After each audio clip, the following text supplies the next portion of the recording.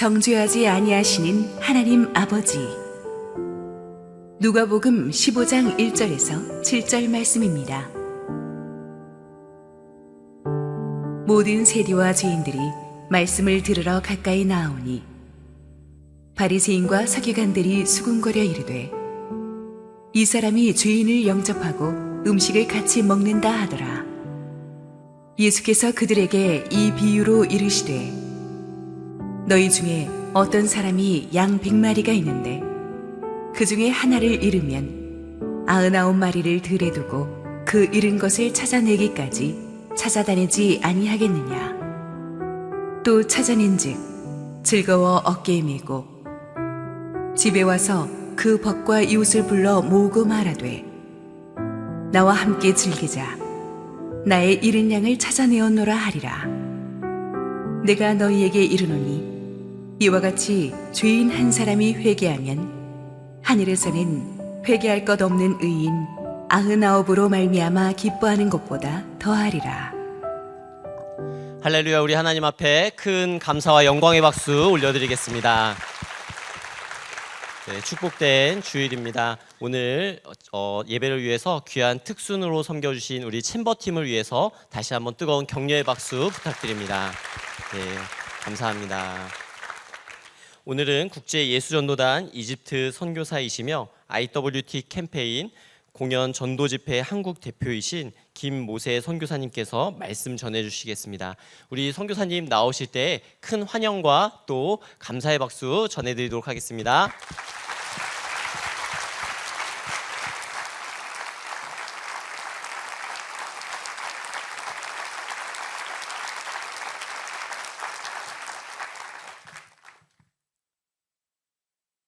이렇게 따뜻하게 환영해 주셔서 감사합니다. 저는 부산의 그 끄트머리 정도에 있는 가덕도에서 왔어요. 여기 강남이라고 하니까 마치 예루살렘과 같은 큰 도시입니다. 그 가덕도 마을길은 외길이라서 한번 들어가면 나오기가 어려워요. 차도 한번 차만한 그런 길인데, 그래서 들어가면 안 나오시기 때문에 그곳에서 많이 눌러 앉아 있는 사는 사람들이 많습니다. 그런 곳에 몇 년 전에 우리 한옥 목사님과 또 교회 여러분들 성도님들께서 오셔서 영육간에 또 먹을 그런 양식 될 만한 것 또 그 지식의 책들을 전해 주셨는데, 지금까지 가덕도 그 신앙에 살고 계시는 약 4개국에서 약 20여 명의 선교사님들이 살고 계시는데요. 그때 많이 도와주셔서 감사합니다. 코로나로 또 안타깝게 소천하신 선교사님들도 계시고, 또 상당수는 또 선교지로 가신 분들도 계시고, 나머지는 남아서 또 하나님께서 어떻게 인도하실까 그런 기대하는 마음으로 계십니다.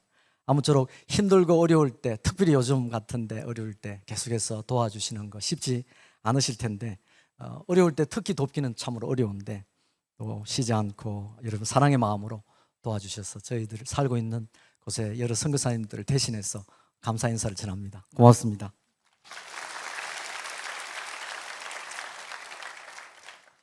기도하겠습니다. 주인이신 성령 하나님, 오늘도 저희 가운데 오셔서 저희 마음을 위로하시고 격려하실 뿐만 아니라 저희들을 올바른 길로 인도하여 주시옵소서. 예수님의 이름으로 기도합니다. 아멘. 오늘 말씀은요, 정죄하지 아니하시는 하나님 아버지인데, 쉽게 말하면 하나님 아버지는 우리를 정죄하지 아니하신다 라는 것입니다. 즉 비난하지 않는다는 거죠. 교회 공동체는 늘 옳은 것이 무엇인지, 또 올바른 것이 무엇인지, 그리고 선한 것이 무엇인지 늘 가르치고 또 배우는 곳이기 때문에 늘 가끔은 우리가 잘못되거나 또 안 좋은 것은 금방 드러나게 되고 금방 보입니다. 그리고 금방 알아채죠.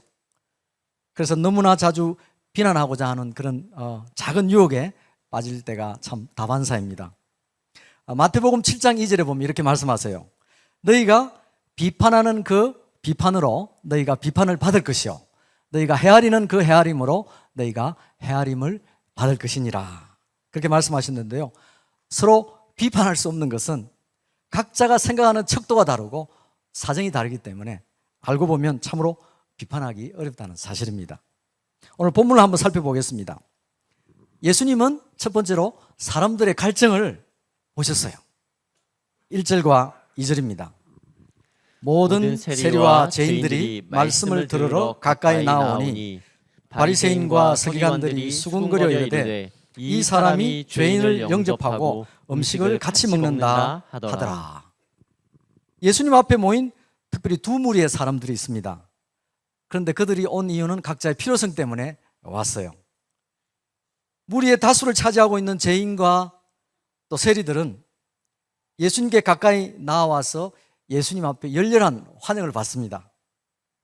사실은 평소에 너무 소심하고 또 약자들이었기 때문에 공개적인 장소에 초대받은 일이 많이 없어서 더 아마 마음이 따뜻했을 것 같아요. 그런데 반대로 식사 자리에서 매너라든지 그런 여러 가지 차림새는 다른 사람 보기에 좀 볼썽사나웠을 수도 있지 않겠는가, 그런 생각을 해봤습니다. 저는 반면에 소수인 오늘 바리새인들과 서기관들은 아주 주빈으로 중요한 손님으로 초대를 받았습니다. 그럼에도 불구하고 식사 자리가 영 불편했습니다. 왜냐하면 예수님은 생각보다 오히려 죄인들과 세리들을 많이 환영해 준 반면에 그들에게는 그저 인사를 할 정도였지 않나 싶어요. 그러다 보니까 멀찍이 서 있는 그런 모양새가 되었습니다. 예수님 오늘 이 사실 이들을 바라보면서 뚜렷하게 갈라지는 두 그룹들의 모습과 또 원망하는 바리새인들과 그들의 그 비난에 마음 아프셨어요. 특히 죄인들을 반갑게 안아주는, 따뜻하게 환영하는 그 예수님의 아주 거침없는 행동에 바리새인들이나 서기관들은 보기에 못마땅한 것을 그대로 보여주었던 것 같아요. 민망하고 또 식사하는 데는 좀 거북했던 것 같아요. 식사할 때 마음 편한 사람하고 식사해야 소화도 잘 되지 않습니까? 아마 오늘 바리새인들은 좀 거북했던 것 같습니다. 그래서 불편해서 같이 있는 것조차도 거북했던 것 같습니다. 억지로 앉아서 잘못하면 끝까지 얼굴을 마주대하고 음식을 먹어야 하는 바늘방석, 그런 끝장판이 아니었는가 생각이 돼요. 그런데 예수님께서 오늘 여기서 참으로 섞이기 어려운 다른 차원의 사람들이 함께 오게 된 배경을 너무나 잘 알고 있었기 때문에 예수님은 그들의 마음을 만지시기를 원하셨습니다. 깊은 갈증을 좀 만지고 싶으셨어요. 대부분의 세리들과 죄인들 속 깊은 그들은 죄책감을 가지고 있었습니다. 반면에 바리새인들에게는 남의 결점과 빈틈은 누구보다 잘 발견하는 그런 아주 영리한 분들이셨어요. 그렇지만 자신이 평생 연구하고 탐구해왔던 하늘나라에 대해서는 고집스러운 태도를 취하고 있었습니다. 그것도 예수님께서 잘 알고 계셨어요. 사실 예수님께서 죄인들이 예수님 앞에 가까이 오게 된 이유는 말씀이 그들의 죄책감을 자유롭게 해주었기 때문입니다. 그러나 반면에 그 바리새인들은 예수님 앞에 오면 왠지 수치감을 느꼈기 때문에 가까이 올 수가 없었습니다. 열린 마음은 마음의 갈증을 느끼고 목마른 자처럼 물을 찾아 우물로 달려갑니다.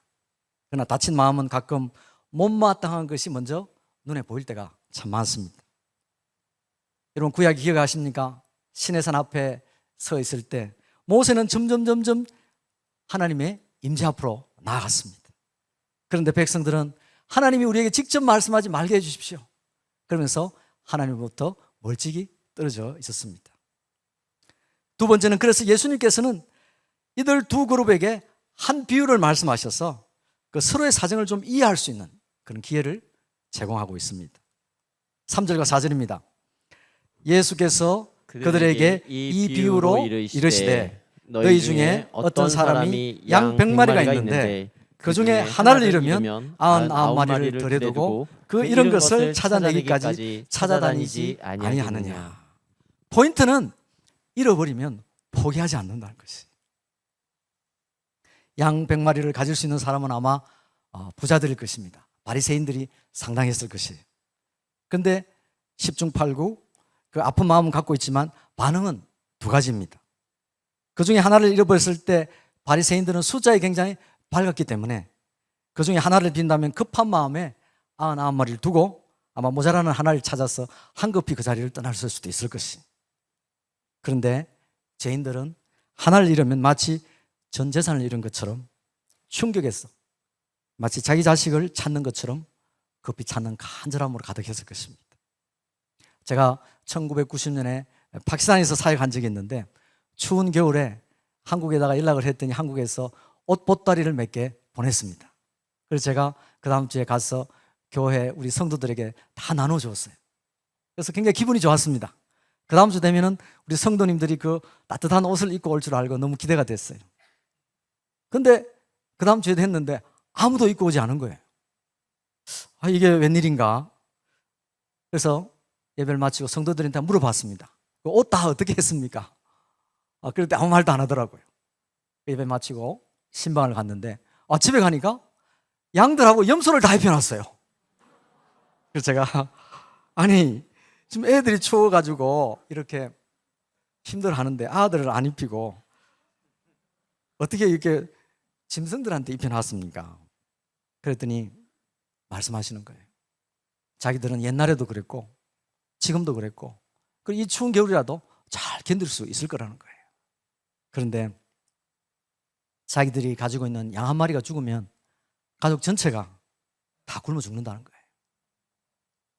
그래서 양 한 마리가 그들에게는 가족의 목숨만큼 참 귀하구나 하는 것을 그때 알았습니다. 그래서 잃는 것을 찾아내기까지 포기하지 않는 거예요. 양들은 특성은 멀리 못 봅니다. 그래서 무리에서 떨어지면 스스로 돌아오기가 힘들어요. 그래서 누군가는 꼭 찾아주어야 돌아올 수가 있습니다. 그리고 얼마나 새가슴인지 뭐 좀 놀라면 혼비백산에서 이리 뛰고 저리 뛰고 잡을 수가 없습니다. 자기 방어 능력이 없기 때문에 어디에 잡히면 그냥 드세요 하고 자기 몸을 맡겨버립니다. 찾은 바 되지 못하면 죽은 목숨이나 마찬가지입니다. 그래서 포기할 수 없는 것입니다. 제가 이 말씀을 준비하면서 하나님, 제 인생에도 우리 인생에도 포기할 수 없는 것이 이외에 또 뭐가 있겠습니까? 이렇게 기도하는데요. 갑자기 최근에 소천하신 제 장인어른이 기억이 나시더라고요. 너무 연세도 많으시고 혼자 불편해서 거동하기 어려우실 것 같아서 저희 옆집에 좀 오십시오라고 호소를 했는데 드디어 마음을 여시고 오셨어요. 근데 오신 시골 집을 좀 청소를 해야 되는데 그 용역을 불러서 했는데 1톤짜리 트럭을 8대나 버렸어요. 세대 버리지 못하면 누군가 남이 버려야 될 것 같습니다. 우리가 가볍게 사는 것을 포기하지 말아야 될 것 같습니다. 그리고 두 번째는 제가 하나님과의 약속은 우리가 꼭 지켜야 되겠다는 그런 생각이 드는 거예요. 저는 선교사인 아내와 결혼했습니다. 군에 있을 때 결혼했는데 하나님과 약속을 지켜야 된다고 결혼한 지 3개월 만에 아내는 파키스탄으로 혼자 떠났습니다. 저는 군 복무를 다 마치고 아내와 합류했는데 그때 제가 알았습니다. 가정은 참 중요한 것이지만 하나님이 내 인생의 우선순위가 되어야 된다는 거예요. 그때 결혼하면서 아내로부터 체험 교육을 받았습니다. 그 이후부터 제가 하나님 앞에 나갈 때마다 담대한 이유가 됐어요. 주님, 당신과의 약속을 지키는 것이 제 인생의 우선순위인 것처럼 당신은 모든 약속을 지켜줄 것을 믿습니다. 그리고 세 번째는 찾는 것입니다. 제가 11살 때 가출을 했는데 참 인생이 여러 참 우여곡절이 많았습니다. 그런데 아버지가 어떻게 저를 찾았어요. 그런데 저희 아버지를 제가 처음에 못 알아봤어요. 며칠을 굶으시고 저를 찾는데 온전히 들여서 그런지 몰골이 말이 않으시더라고요. 늦게서야 알게 됐는데 저는 이제 집에 잡혀가면 죽을 줄 알고 참 덜덜 떨었는데 우리 아버지가 얼굴에 참 그 핏기 없는 얼굴에 다 웃으시면서 말씀하시는 거예요. 괜찮다. 집에 가자. 저는 그때 몰랐습니다만 세월이 지난 뒤에 안 것은 내가 죽을 뻔한 게 아니라 우리 아버지가 죽을 뻔했구나. 그런 생각들을 했어요. 참 자식은 포기할 수 없는 것 같습니다. 세 번째로 예수님은 우리가 포기할 수 없는 것을 찾는 것이 최고의 기쁨이라고 말씀해 주십니다. 5절과 6절입니다.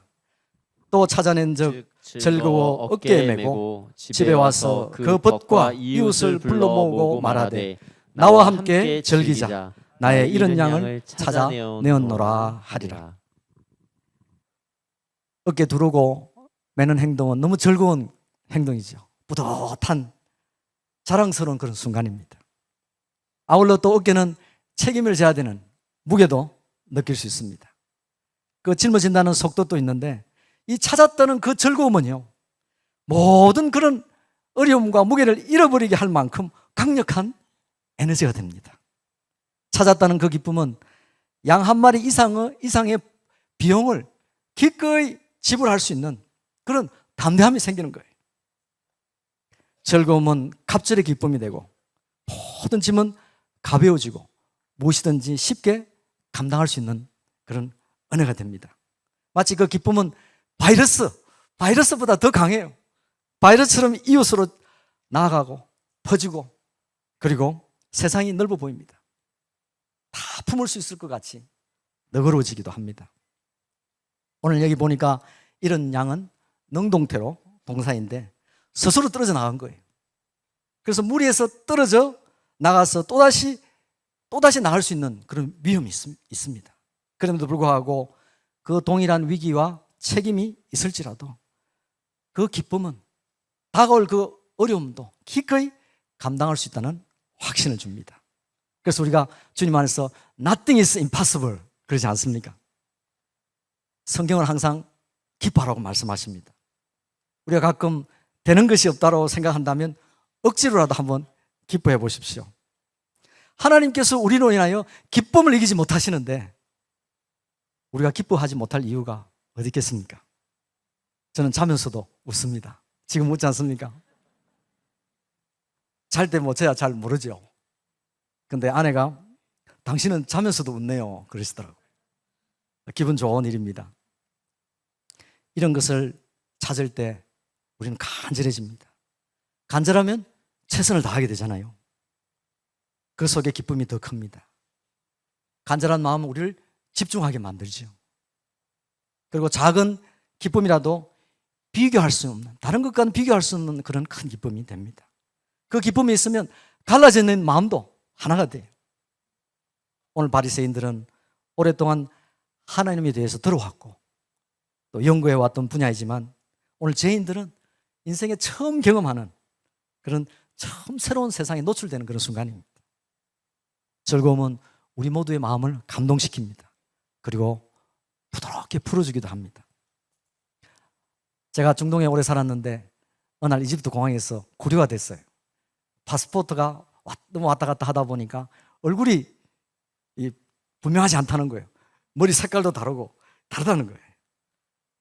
그래서 그 사무실에서 억류돼 있는데 시간이 지나도 사람 담당자가 안 오는 거예요. 그래서 1시간이 지나고 2시간이 지나고 저녁 먹을 때쯤 돼서야 담당관이 오는 거예요. 제가 너무 반가워가지고 가서 손을 덥석 잡았어요. 아이고 어서 오십시오. 그러면서 아이고 너무너무 기다렸습니다. 아이고 우리 차라도 한잔 하고 어떻게 좀 이야기를 할까요? 그러니까 그분이 오히려 당황해가지고 저한테 막 어쩔 줄을 몰라 하는 거예요. 그러면서 저는 마디라는 곳에 사는데 혹시 시간이 되시면 오시면 제가 식사라도 한 끼 대접하겠습니다. 그러니까 그분의 마음이 확 풀어주시는 거예요. 그때 그 순간에 친구가 됐어요.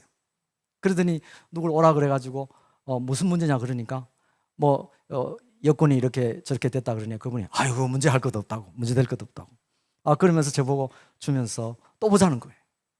그 이후로 그 분과 참 친하게 됐는데 그분의 이름이 맘두화라는 분이에요. 맘두화. 근데 가끔 제가 공항에 갈 때마다 그분을 찾습니다. 그럼 그분이 없으면 나머지 검색대 요원들이 저한테 그렇게 친절하게 해줘요. 참 마음이 넉넉해지는 그런 순간이었습니다. 우리는 이 땅에서 양 한 마리를 찾아도 이렇게 큰 기쁨인데 하늘에서는 그 기쁨이 얼마나 크겠습니까? 오늘 그것을 7절에 하나님 예수님께서 살짝 보여주고 계세요. 사실 하늘에서는 난리가 날 만큼 큰 기쁨입니다. 7절입니다.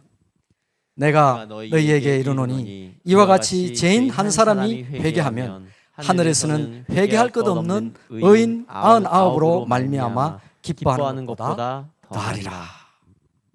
하늘에서의 기쁨은 압도적이라는 거예요. 양이 살아나는 것과 사람이 살아나는 것을 어떻게 비교할 수가 있겠습니까? 이 세상에 죄짓지 않은 사람은 한 사람도 없다고 그렇게 성경은 이야기하고 있습니다. 사실 하늘에서 보면 죄를 많이 지었던 적게 지었던 50보, 100보입니다. 가장 큰 차이는 뭐냐 하면 죄를 지었어도 주님 앞에, 예수님 앞에 가까이 나오느냐, 아니면 그것이 부끄러워서 점점 예수님 앞에서 멀어지느냐, 그게 관건입니다. 죄인들은 회개하려고 오늘 예수님 앞에 나오고 있습니다. 말씀을 듣기 전에는 무엇이 죄인지도 몰랐습니다. 그리고 깨달을 수도 없었어요. 예수님은 도덕적 잘못을 이렇게 일일이 말씀하기보다는 먼저 그분의 빛으로 우리 마음에 이렇게 비추세요. 그렇기 때문에 누구든지 예수님 앞에 나오면 안전합니다. 여러분, 안전함과 안정감은 무엇이 다른지 아십니까? 바리새인들은 늘 평안함을 찾았어요. 편안함을 찾았어요. 익숙한 것에 평안을 느끼고, 그러다 보니까 불편함에 저항했는지도 모르겠습니다. 그러다 보니까 새로운 변화를 싫어했어요. 그러다 보니 쉽게 영적 나태함에 빠지게 되겠죠. 그러다 보니까 자기들이 아는 지식을 넘어서는 그런 도전에 쉽게 눈 감아버립니다. 정작 중요한 오늘 하나님의 아들인 예수님은 만나지 못하는 그런 아쉬움을 남기고 말지요. 그러나 죄인과 세리들은 오늘 늘 마음속에 죄책감이 있기 때문에 마음이 불안했습니다. 그래서 그 불안함을 떨치기 위해서 기꺼이 불편함을 감수하고 오늘 양심의 소리에 민감하여서 예수님 앞에 나왔습니다.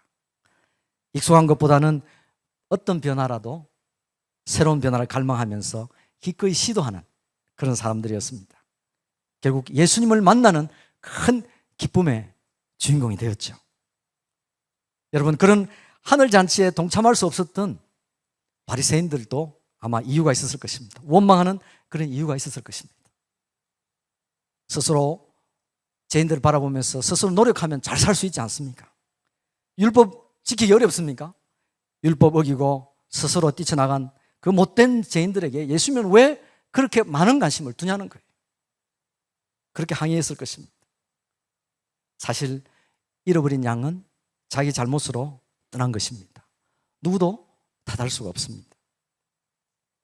그래서 하나님 아버지는 스스로 뛰쳐나간 죄인을 찾아내는 것이 얼마나 어려운지 누구보다도 잘 알고 계십니다. 그런데 지금 그들이 스스로 돌아왔으니 이것이 얼마나 큰 기쁨이냐는 거예요. 다섯 번째, 결론적으로 양들의 속성 하나가 있는데요, 그것이 우리의 영성을 깨어나게 합니다. 양들은 참 게으릅니다.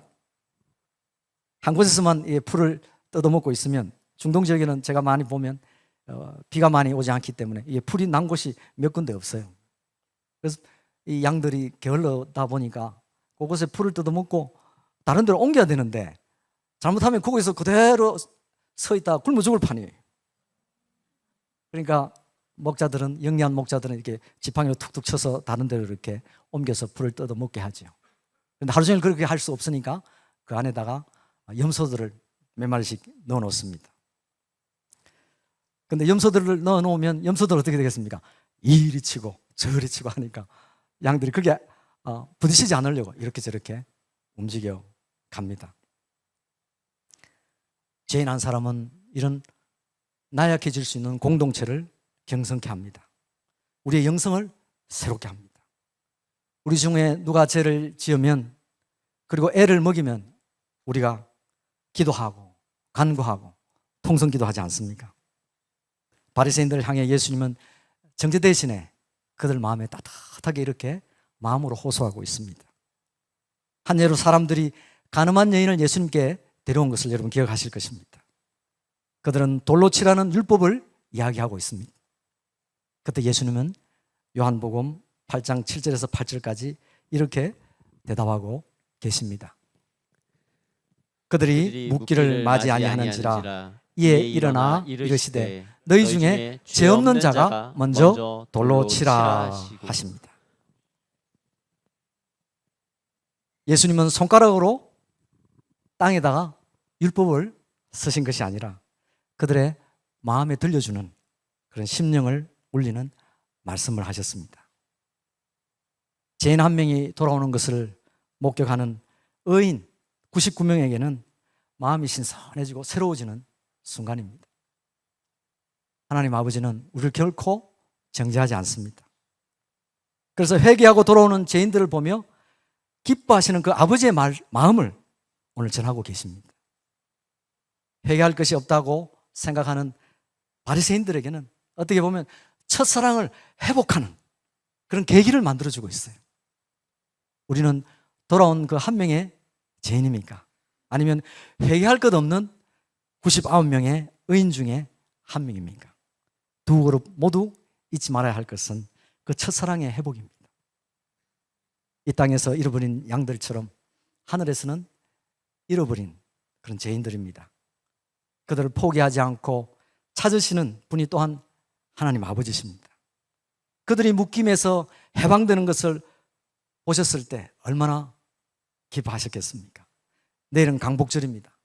묶였던 나라가 이렇게 풀어져도 이렇게 기쁜데 하나님의 마음이 풀어지면 얼마나 기쁘시겠어요? 마지막으로 간증 하나로 마치겠습니다. 제가 베트남 형제와 함께 기도한 적이 있습니다. 근데 기도하려고 하니까 제 마음에 갑자기 미안한 마음이 들더라고요. 오래전에 한국군이 월남 파병으로 인해서 혹시나 한국인인 저에게 불편한 마음이 없을까 싶어서 형제에게 과거에 일어난 일들을 대해서 나누고 용서를 구하고자 이야기를 꺼냈습니다. 죄송합니다, 형제. 혹시나 베트남 사람들에게 사람들이 전쟁 중에 일어난 그런 용납되지 않은 혹시 그런 일들이 있었다면 한국인으로서 먼저 용서를 구합니다. 그랬더니 그 베트남 형제가 조용히 저를 바라보는 거예요. 그러면서 하는 말씀이 모세 형제님, 말씀은 참 고맙지만 우리는 한국인들을 비난하지 않습니다. 그런 거예요. 우리는 미국인들과 싸웠고 그리고 우리는 승리했습니다. 그래서 미국인들도 미워하지 않습니다. 전쟁은 많은 아픔을 물론 주었지만 우리는 마침내 승리했고 그리고 모든 아픔은 지나갔습니다. 오히려 한국과 그것 때문에 더 좋은 관계가 되는 계기가 되었습니다. 그렇게 말하더라고요. 저는 순간 깨달았습니다. 야, 승리했다는 이거, 승리함으로 모든 비난할 것과 아픔이 성화되었구나. 그때 알았습니다. 그들의 상처도 다 치유됐다는 것을 알았어요. 승리를 취한 자의 여유가 정죄할 자유를 다 사라지게 만들었다는 것을 알았습니다. 그렇습니다, 여러분. 우리도 예수님과 함께 이미 승리한 줄 믿습니다. 하나님 아버지도 우리가 승리한 것을 이미 알고 계시기에 지금의 우리가 아니라 승리한 우리를 바라보시면서 정죄하지 않으십니다. 가장 위대한 승리는 무엇이겠습니까? 사랑하는 하나님 아버지께서 가장 가치 있게 생각하는 것을 포기하지 않고 찾는 것일 것입니다. 오늘 또 포기할 수 없는 것을 찾는 그 기쁨 때문에 저를 비롯한 우리 모두가 예수님 앞에 더욱 가까이 나아가게 되기를 축복합니다. 기도하겠습니다.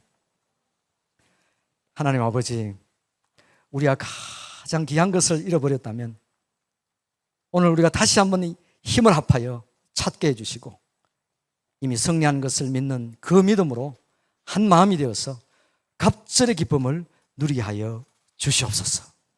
우리를 정죄하지 아니하시고 심령을 만지시는 예수님의 이름으로 기도합니다. 아멘.